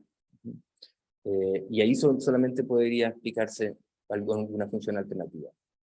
Si ese comportamiento alternativo resulta que es mejor que el anterior, que el tirarle el Excel por la cabeza al jefe, la idea sería, ¿podemos generalizar esto o no? Cuando a ti te dicen que te equivocas y te enojas, es que en realidad te da vergüenza haberte equivocado más bien, y eso y a veces uno podría incluso agregar, y eso te hace acordarte un poquito de cuando te hiciste pipí en el colegio a los 12 años. O cuando cada vez que te equivocabas llegaba tu padre y borracho te daba de golpes. O sea, en general es mucho más el tipo de cosas que podemos encontrar en terapia más grave. Y considerar un cambio. El cambio no va a surgir, y esto es una cosa muy de mito psicoanalítico, que uno tiene el aha moment, el insight, entonces de entonces en adelante uno se curó, digamos. No, eso implica simplemente reconocer y comenzar un cambio. Y la gente se empieza a decir, esta vez también me enojé con mi jefe, y también lo mandé a freír monos, pero en un minuto me paré y fui a su oficina y le dije, perdón jefe, no debería haber hecho eso, me fue de control porque en realidad me sentí bien mal de haber cometido un error tan tontito.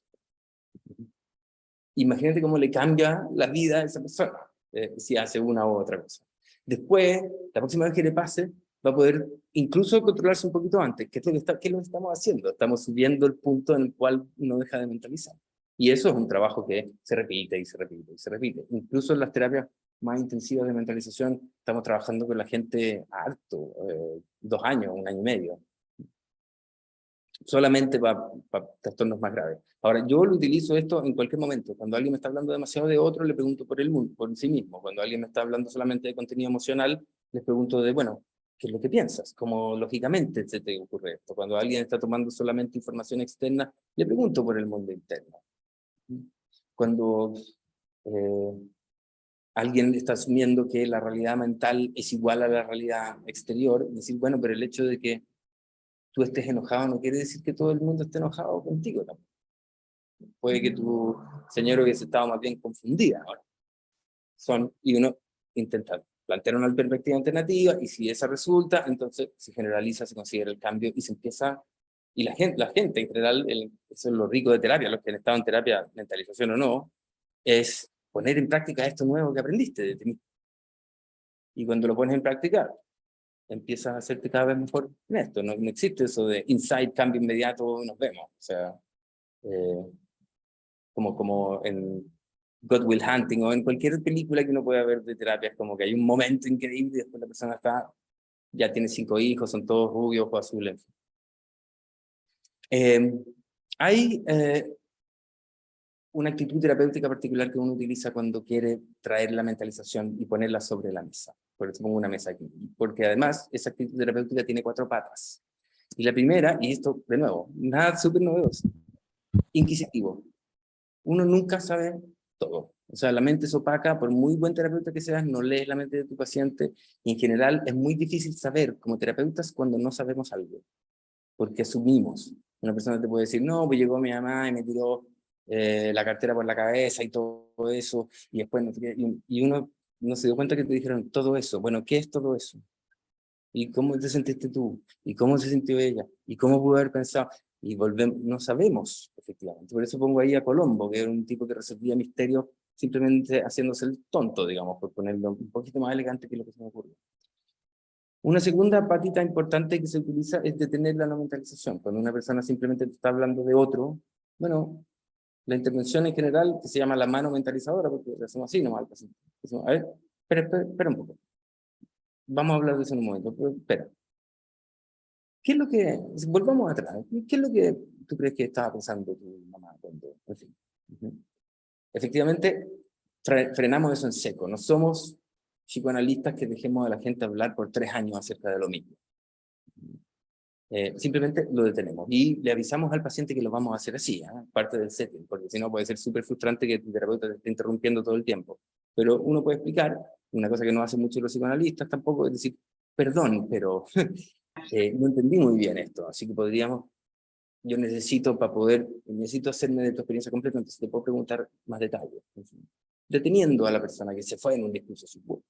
Además que discursos que se dejan andar solos y discursos no mentalizadores terminan en un quiebre, en una ruptura de la terapia, en una ruptura de la alianza terapéutica, porque paciente y terapeuta se dejan de entender, particularmente el terapeuta deja de entender al paciente. Cuando uno llega a ese momento, la mano mentalizadora se da vuelta y es como así, porque es para el terapeuta, que se perdió media hora de sesión en la cual esta persona efectivamente no estaba mentalizando. Otra cosa que hacemos en la terapia es mantener el equilibrio, y ahí pongo 4 balancines porque son de estas polaridades que yo le he hablado. Si la gente está hablando mucho del otro, le preguntas del uno, y así. Y la cuarta pata es, y esto proviene del conductismo puro y duro, digamos, condicionamiento operante, es destacar cuando sí se está haciendo bien. Entonces, esta persona dice, sí, me enojé con mi jefe, pero me di cuenta que lo había hecho mal inmediatamente y me fui a su oficina y le pedí disculpas y le expliqué que estoy muy nervioso, que estos días mi señora estaba enferma también y cometí un error y encuentro que el error fue demasiado simple, entonces me frustro conmigo mismo, pero lo hice mal en descargarme con usted. Uno como terapeuta le dice al paciente, eso, perfecto, eso es lo que estamos buscando, te diste cuenta. Lo único que hay que hacer tal vez es hacerlo un poco antes. ¿Y cómo hacerlo un poco antes? Bueno, a ver, esta emoción de vergüenza, ¿se siente en alguna parte del cuerpo? Sí, como que en la guata. Bueno, entonces, cuando sientas esto en la guata, ya es tiempo de ponerse a pensar. Pero muy bien lo que hiciste, y uno refuerza positivamente, básicamente. Esto era lo que les quería mostrar sí, estamos bastante en la hora, así que nos quedan unos 6 minutos para preguntas. Les repito o les escribo aquí en el chat el material.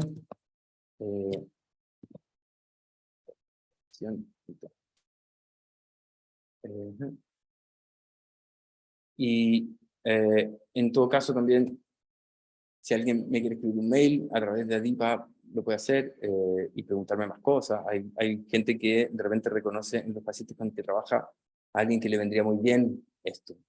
Y quieren preguntarme por un paciente en particular. Es mucho mejor que lo hagan por mail conmigo nomás, que lo intentemos hacer en todo el grupo, porque ahí sí no que se nos desordena todo.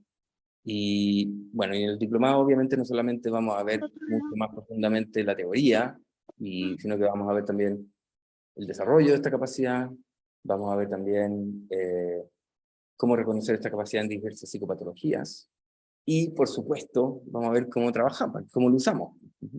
Y no es que nosotros, no es que en el diplomado vayamos a enseñar MBT, que es la Mentalization Based Treatment, sino que la utilización de la mentalización en psicoterapia, en las cosas que ustedes ya hacen, porque son 14 sesiones, tampoco es 3 años de estudio, ni nada, no es esa la idea. Sobre todo Gustavo Lanza Castelli tiene muchísimos ejemplos e ideas muy novedosas de cómo utilizar esto en terapia también. Joaquín, ¿quería hacerme una pregunta?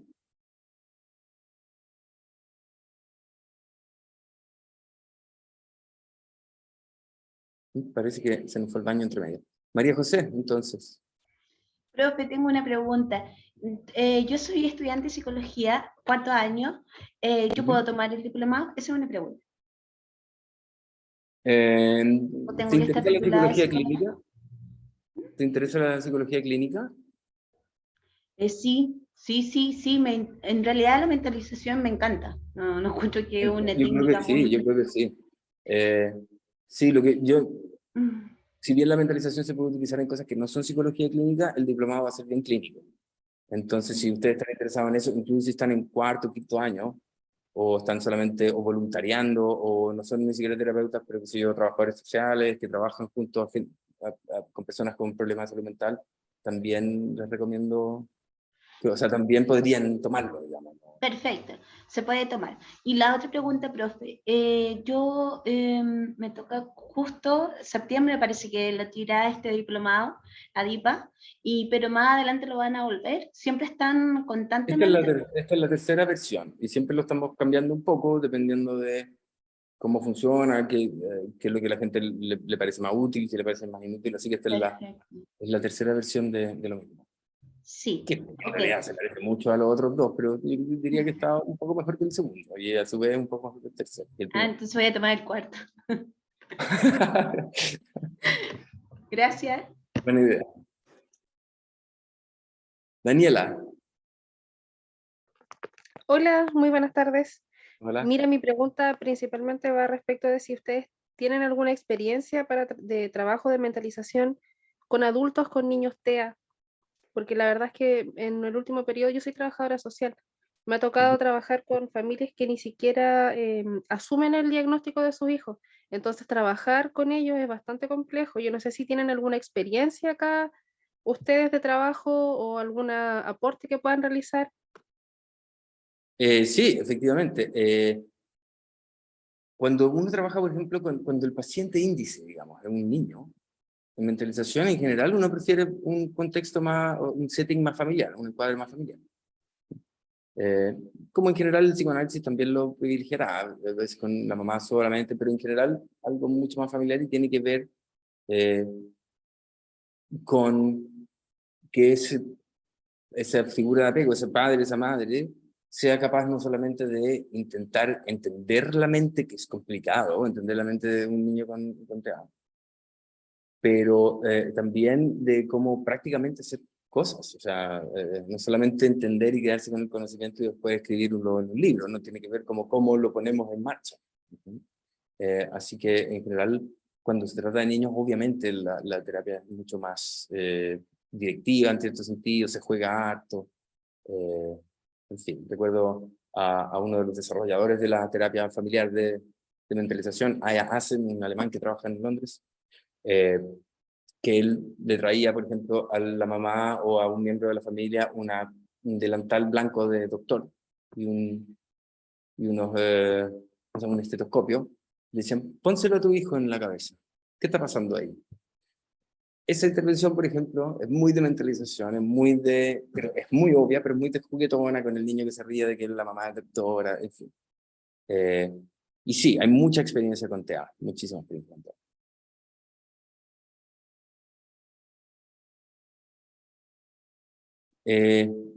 Estamos a segundos de que sean en mi caso, 2:30 de la mañana. Camila, vamos por una última pregunta. Hola, profe. Hola. La duda que tengo es en torno a cuando se hablaba de trabajar en el momento de la psicoterapia, tomar las polaridades para poder trabajar esto. Me recordó el tema de la técnica de la silla vacía. ¿Podría ser un ejemplo de trabajar las polaridades o eso ya es como llevado a otro enfoque? Bueno, es de otro enfoque, pero yo diría, se puede utilizar, obviamente, porque las terapias de mentalización no son prescriptivas, no es sesión 1 haga esto, no se le ocurre hacer esto otro. Todo aquello que sirva para promover la mentalización y se pueda teórica y prácticamente unir al concepto de mentalización, entonces está permitido. La silla vacía entre ellos, pero la silla vacía, por ejemplo, es una excelente forma de diagnosticar cómo una persona piensa en la mente de otra persona. Cómo tu paciente piensa que quien sea que hayan sentado en esa silla imaginaria, cómo es que esa persona piensa, cómo le van a hablar a esa persona, cuál es la asunción automática de cómo esa otra persona va a entender o no lo que yo le estoy diciendo. Hay gente que en la silla vacía pone al papá, y una persona puede decir, es que tú eres un viejo tal por cual, que nunca me quisiste, en fin, papá, papá, papá. Y otro le puede decir, papá, tú siempre me diste mucha pena, yo creo que es un tipo que no eres muy inteligente. Y efectivamente estamos viendo que uno utiliza, por ejemplo, un lenguaje un poquito más afectivo y el otro un poquito más cognitivo. Entonces, en vez de decir, qué bueno que te liberaste con la silla, vamos y decimos, oye, pero no mencionaste cómo tu papá se podría haber sentido más que pensado, o al revés. Y ahí estamos utilizando una misma técnica gestaltiana, de la psicología de la Gestalt, que en general es una técnica abreactiva, que tiene que ver con echar fuera más que nada. La estamos utilizando para entender y promover cierto tipo de mentalización. Claro, me quedó súper claro. Muchas gracias. De nada. Benjamín. Hola, Nicolás, ¿se escucha? Sí, perfecto. Es mi miedo hablar y que no me escuchen en esta cosa, así que... oye, súper buena la exposición, en verdad. Soy psicólogo que trabajo actualmente en un DAM de la red Sename, por lo cual el concepto de mentalización lo veo muy seguido. De hecho, en los test, el NNCFAS, son test que miden la mentalización, y lo cual, claro, de repente son indicadores que son bastante preocupantes y que revelan ciertos trastornos mentales, y también hago clínica. En la clínica que me he especializado específicamente ha sido temas de abuso sexual en niños, niñas y adolescentes, por lo cual me he ido especializando más en técnicas de terapia breve. Y mi pregunta va como a ese punto, en verdad. ¿La mentalización es alguna técnica en la cual dé resultado en este tema? Porque claramente en pacientes que tienen o que han pasado por abuso sexual, la rama de la mentalización es prácticamente nula, debido a que justamente la situación a la que la vivencia que tienen traumática es porque justamente pasaron por algún grado de empatía, porque confiaron en su agresor en algún punto, y no quieren volver a confiar, y es algo que principalmente dentro de la terapia breve o las técnicas que he ido utilizando es trabajar eso en un principio, en volver a confiar, en si está disponible, claramente, si se puede volver a confiar en la madre, en algún amigo, en algún tío, y así empezar a trabajar de a poco. Entonces, mi pregunta va si hay estudios o si hay datos, cifras de esta mentalización y a esa técnica, a ese punto. Sí, Eso. sí.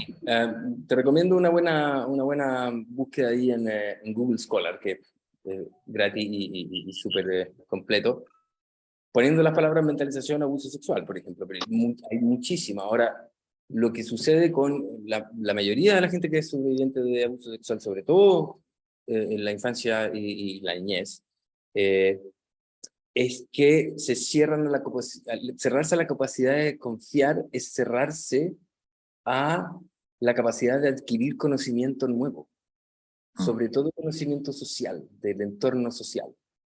Entonces las personas terminan comportándose de la misma forma siempre. Y ese canal de confianza está ultra cerrado, y a veces, paradójicamente, está ultra cerrado, y de repente la persona se vuelve súper crédula y súper confía demasiado, digamos, y sucede que tiene gente que son sobrevivientes de abuso sexual temprano, por ejemplo, y se enamoran en 2 días, y después tienen una relación intensísima por 1 mes y medio, y después la terminan, pero casi que se sacan los ojos con esa pareja que hace 1 mes y medio efectivamente se amaban como Romeo y Julieta. Y van oscilando entre un cierre de un canal que se llama, y esta es otra cosa que podrías googlear, la confianza epistémica, entre un cierre total a esa confianza o una apertura, una ultra o sobreconfianza epistémica, desde la desconfianza a la sobreconfianza. Y lo que pasa es que empezamos a perder la riqueza de los contextos que tenemos, porque no todos los lugares nosotros nos podemos comportar igual. En no todos los lugares nosotros utilizamos la mentalización de la misma manera. Lo hacemos de una forma en el trabajo, lo hacemos sobre todo los terapeutas, lo hacemos de otra forma con nuestro par, nuestra pareja, con nuestros padres, con el jefe, con el carabinero en la esquina, con el policía, en fin. Si uno lo hace todo siempre de la misma forma, termina con los típicos problemas que termina gente que han tenido traumas, sobre todo abusos, en que terminan aislados, digamos. No confían en nadie y no tienen la posibilidad de enriquecerse de las relaciones humanas, que al final para eso nos relacionamos, para eso estamos los 400 y tantos ahora en Zoom, para enriquecernos un poco de la experiencia de estar con otros. Y eso lo hacemos todo el tiempo, de hecho somos adictos, nuestro cerebro es adicto a eso. A aprender del otro, pero se cierra este canal de confianza epistémica. Y la mentalización como actividad es una de esas tantas cosas que podemos hacer, pero una de aquellas actividades que tiende a abrir ese canal de desconfianza epistémica. Alguien que te mentaliza, alguien que te reconoce como un ser que tiene una mente, y que esa mente tiene una intención, y que yo te reconozco como una persona que tienes una agencia, que tú, si decides algo, puedes hacerlo, y puedes cambiar parte del mundo, e incluso puedes cambiarme a mí. Si uno reconoce eso en alguien, ese alguien tiende a abrir este camino de confianza epistémica. Pero lo que pasa es que una persona que ha sido maltratada y abusada fue constantemente no mentalizada. Y por lo tanto cierra ese canal. Hay gente que ni siquiera sabe bien, nunca lo ha experimentado. Y en una de las cosas que podemos hacer en psicoterapia es erigirnos nosotros, por ejemplo, como los terapeutas, como aquella figura, porque estamos efectivamente mentalizando todo el tiempo. Pero después nos sirve que la gente solamente aprenda a abrir el canal de confianza epistémica y a mentalizar la hora a la semana que me ve. La idea es que lo haga afuera. Y hasta cierto punto ahí también nos topamos con los límites de la psicoterapia, en el sentido de que si afuera hay todavía un ambiente maltratador, entonces mi terapia una vez a la semana, incluso si uno es una mezcla mágica entre Freud y Aaron Beck, no va a funcionar. Por lo tanto, a veces la psicoterapia no es suficiente y hay que llamar a alguien que saque a ese niño de esa casa, digamos, por ejemplo. Eso. Creo que estoy por las ramas un poco, pero es un tema que obviamente encuentro súper interesante. Sí, y ojalá totalmente. haya transmitido un poquito de curiosidad, como les decía, abrir desde el signo de interrogación. Gracias. Gracias a ti, Benjamín. Bueno, y gracias a todos ustedes. Yo voy a ir a acostarme ahora, pero ustedes supongo que tienen un poquito más de día para disfrutar. A ver si veo a alguno de ustedes después en el diplomado, sería bacán. Y si no, bueno, ojalá que al menos queden con ganas de ver videos de YouTube al respecto, o lo que sea, ¿vale? Creo que es una herramienta que puede ser muy enriquecedora, y de ahí que ojalá hayan quedado con algún bichito picándoles por ahí, ¿vale? Que tengan un buen resto del jueves. Chao. Muchas gracias. Buenas noches. Chao. Gracias, Nicolás. Buenas noches. Gracias, Muchas que gracias, tenga buena Nicolás, te noche. pasaste bien. Chao, Hasta chao. luego. Chao, gracias. Descanse. Chao, gracias. Gracias, Nicolás. Chao. Chao, chao. Buenas noches. Chao, gracias. Muchas gracias. Te pasaste, Nicolás. Genial tu charla. Gracias por quedarte hasta tan tarde. Un abrazo, niños. Chao. Bueno, queremos agradecerles la participación de cada uno de ustedes en el presente seminario, como también agradecer al expositor Nicolás Lorenzini por la excelente charla que ha dictado el día de hoy. A continuación les dejaré el link para que puedan optar al certificado de participación del seminario, el cual estará disponible para que puedan rellenar hasta el día de mañana a mediodía. Ahora lo voy a mandar. Lo voy a mandar más de una vez para que no se pierda en el chat.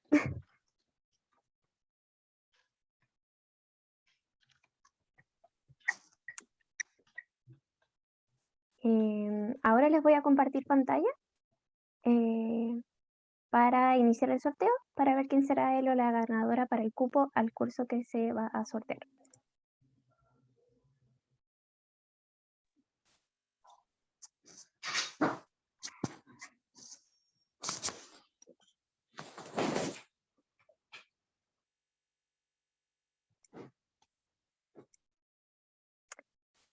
Ya, en el lado izquierdo está el QR, que también es para el formulario. Y vamos a comenzar ahora.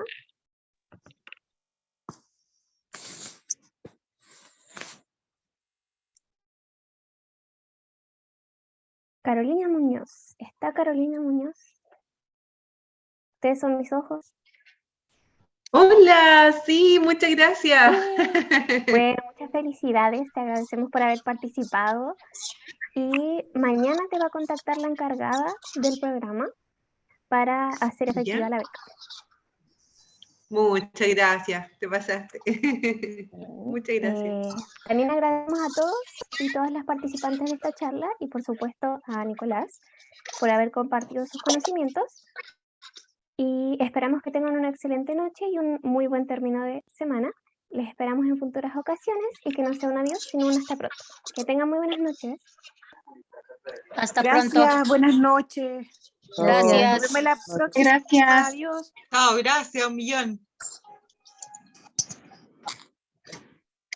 ¿Dónde sube la grabación? Por saber. A www.adipa.cl/seminarios. Ah, ok, muchas gracias.